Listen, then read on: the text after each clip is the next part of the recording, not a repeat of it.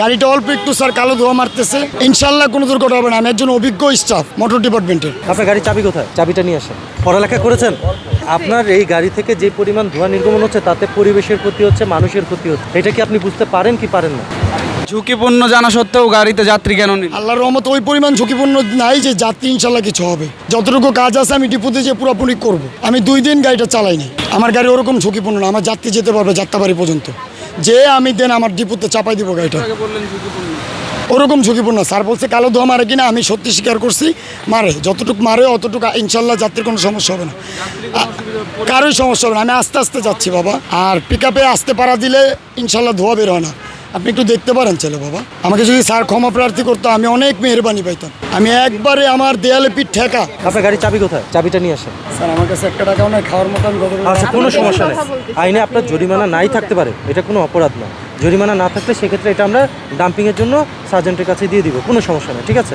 আপনার গাড়ির চাবি কোথায়? চাবিটা নিয়ে আসেন। আর জাহাঙ্গীর একটু সাথে যান, গাড়ির চাবিটা নিয়ে আসতে হবে। জরিমানা করতেছি আপনার না জরিমানা নাই বলছেন, ম্যানেজ করে আপনাকে দিতে হবে, আপনাকে দিচ্ছি। আপনি আপনার কথা বলছেন। হাওলাত করতে হবে, টানতে হবে ভাই। আমি এই গাড়িটার দায়িত্বে নিজে, গাড়িটা অল্প একটু স্যার কালো ধোয়া মারতেছে, যে এটা আমি বলতেছি আমার গাড়িটা যতটুকু ঝুঁকিপূর্ণ আছে আমার ডিপুতে চলে যেতে হবে, দেন আমি ওখান থেকে কাজ করে আমি 2 দিন পরে বের করব।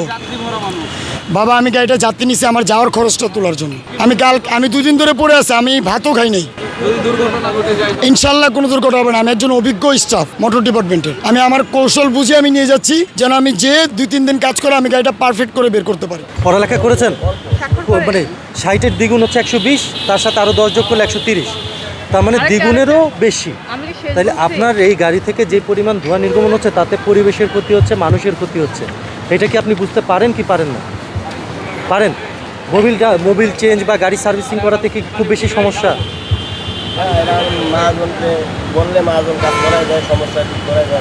তাহলে এই গাড়িটার বর্তমানে মাইলেজ কত, যার কারণে এই গাড়িটা এই মাত্রায় কালো ধোঁয়া নির্গমন করছে? এটা স্যার মহাজনরে দিলে পরে মহাজন অভিযোগ দিলে পরে উনি গাড়ির কাজ করাই দিব স্যার।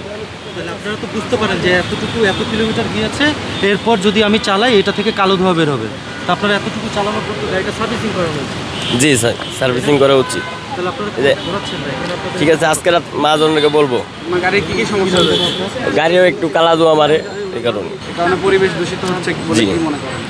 হ্যাঁ আমি তো মনে করি পরিবেশ খারাপ হচ্ছে ভাই। যাত্রীদের ক্ষতি হচ্ছে কি? হ্যাঁ ক্ষতি হচ্ছে, যাত্রী সাধারণ জনগণের ক্ষতি হচ্ছে। এখন আজকে চোখে পড়ছে, মহাজনকে বলবো, মহাজন কাজ করাই দিবে। এখন এতদিন পরে নাই, এতদিন চালাইছি, কালো ধোঁয়া আমার সামনে বের হয় নাই, যার কারণে আমি মহাজনরে বলি নাই। আজকে পাইছি, আজকে মহাজনরে জানাবো।